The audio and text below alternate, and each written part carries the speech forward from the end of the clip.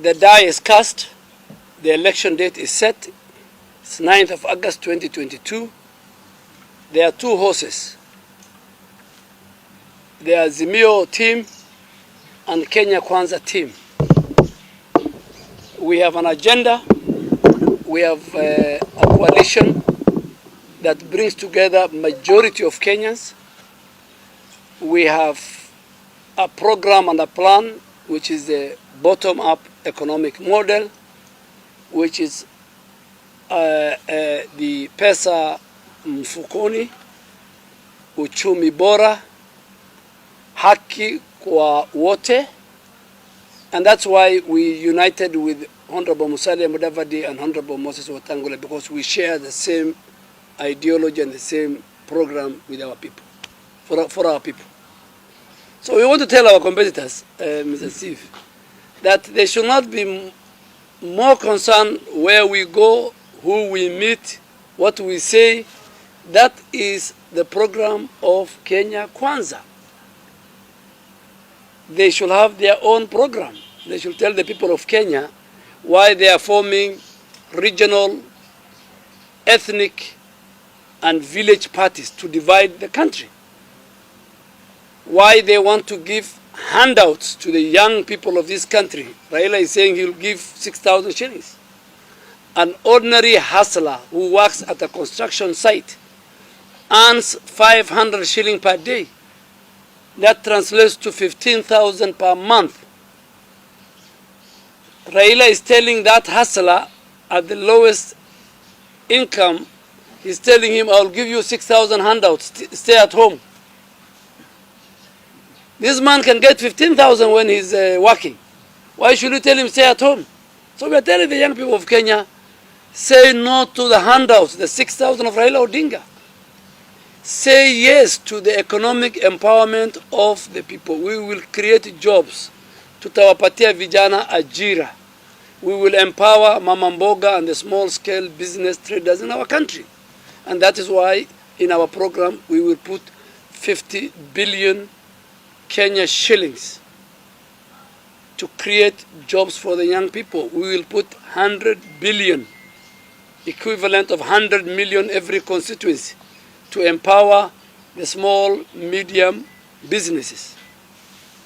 Number two, it is a very sad day today that President Uhuru Kenyatta and his brother Raila Odinga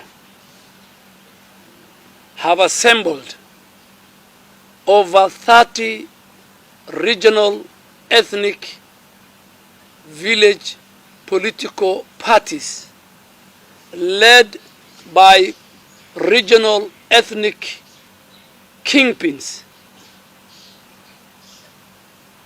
to form a broad-based coalition of ethnic chieftains and ethnic kingpins in order to capture power next year and share positions and power. When the same President Uhuru Kenyatta in 2015 told us, as one of his close friends, that let us assemble 14 political parties and form one party called Jubilee for the sake of unity of our country. So in 2015, because President Uhuru Kenyatta wanted to win the 2017 general election, his formation of Jubilee as a national party, in my opinion, was very selfish. It was a selfish political move. Because at the sunset days of his regime, of his leadership, 5 months to the election, President Uhuru Kenyatta is presiding over. He is presiding over a meeting, a gathering of ethnic, regional leaders, where he orchestrated the formation of those regional and ethnic and village parties. And on one side, he's saying, him and his brother are saying, we are at the moment of uniting our country. It's a fallacy, it's a contradiction. It is full of deceit.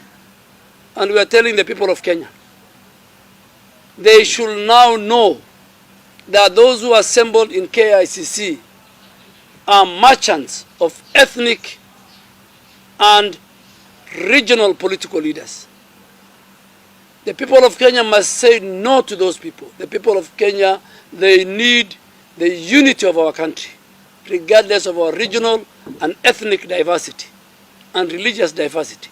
The people of our country, in the next election, they will vote for those who will have an agenda on how to revive the economy, on how to fight the ballooning public debt. The people of Kenya will vote in the next election for those who will defend the Constitution and complete the implementation of 2010 Constitution. The people of Kenya in August this year will vote for those who will respect the rule of law, those who will respect the independence of the judiciary, those who will respect the independence of the legislature, those who will say no to the reintroduction of an imperial presidency.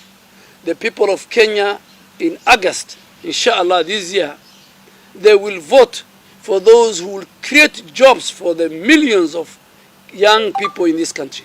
And in August, the people of Kenya will vote, above all, those who will create a fund, a serious fund that will revive the business of the small, medium, and medium enterprises. That there must be a solution to Mama Mboga. There must be a solution to the many people, that those who believe. So it is what is going on in our country, the two camps it's as clear as the day and night. And it is very, very sad. President Uhuru Kenyatta has a very rich legacy. A legacy where today he can be remembered for his contribution to the development of the infrastructure, to the development of technical training institutions, to the development of even the growth of the GDP vis-a-vis the public debt. But today, at his last few months, President Uhuru Kenyatta is presiding over the disintegration, the balkanization of our country into regional, ethnic, and village political kingpins. That will be, and that is what Uhuru Kenyatta should be remembered for. For the people of northern Kenya, the next election will not be like the previous election. We will vote for those who will tell us that what is the interest of our region and our people in the next government. We must hold to account those who perpetuated the extrajudicial killings in our region. We have got thousands of our women who lost their father, their husbands, their fathers, their sons, and their brothers in the last 4 years. That will be the debate. So I'm telling, whether it is Raila Odinga or any other candidate, and we will come to Garissa as Kenya Kwanza. We will sign a charter with the 47 counties. We will come to Garissa, the people of Garissa will sign a charter with William Ruto and our brigade. We will go to Wajir, we will sign a charter. We will go to Mandera, we will sign a charter. And that charter and that memorandum will be what will guide the next government and how we vote for them. Those leaders who are taking people to a public rally and they scramble over a leader as if he's a semi-god, we are telling them, you don't represent our people. Just like the way Mount Kenya Foundation, the Kikuyu business community, is meeting presidential candidates in Safari Park.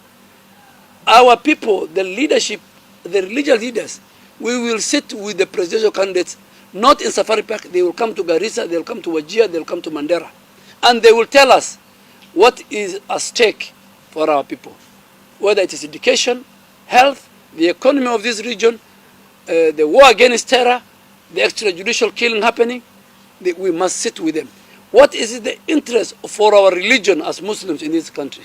What is the interest of the Somali community? And I have worked with President Uhuru Kenyatta for 8 years. I am a very senior member of past and current government. I was. So I can tell who is a friend and who is an enemy of the Somali people and Northeastern. We will identify and will pinpoint to our people who are the enemies of our people. So I want to tell President Uhuru Kenyatta, today you have assembled, you and your brother, you have assembled. You perpetuated the handshake, telling the people of Kenya it's about unity. When we knew it was about your succession. When we knew it's about state capture of the economy. When we knew it was about BBI and a few cliques want to share power. Mr. President, you will go down in history as a person who handed over power when our country is divided into ethnic, regional, and village political systems. So for Kenya Kwanza, we want to unite the country and we want to establish a more robust. We must, the national debt, the ballooning national debt. President Uhuru Kenyatta is telling that I am leaving the country when the GDP of our country is at 13 trillion. Mr. President, also tell the country that yes, I agree with you, our GDP has grown to 13 trillion. But tell the country you also participated, your government led to the debts going to 12 trillion. President Kibaki left for you 1.8 trillion debt. You are leaving 12 trillion. Every Kenyan, even those who are in their mother's stomach, yet to be born, they have a debt of 265,000. And whether it is Kenya Kwanza or Azimio, as they call it, will form government, I want to say it without fear of contradiction. The next government, if you don't fix the economy within the first 18 months, Kenya will go through the Greece way and the economy will collapse. That is the reality, which President Uhuru Kenyatta and his brother are telling you. So Kenya is composed of 47 counties. People must be very honest. There should be a very honest discussion as we go to the next general election. Don't tell us about the unity of Kenya when you have assembled close to 30 political parties which are regional and ethnic and led by people who are ethnic leaders. The Kenya Kwanza team have no space for ethnic parties or village. Kenya Kwanza team led by William Ruto wants to unite the country, wants to have a political party that is of national outlook, and they want to fix the economy, they want to create jobs, and above all, they want to empower those small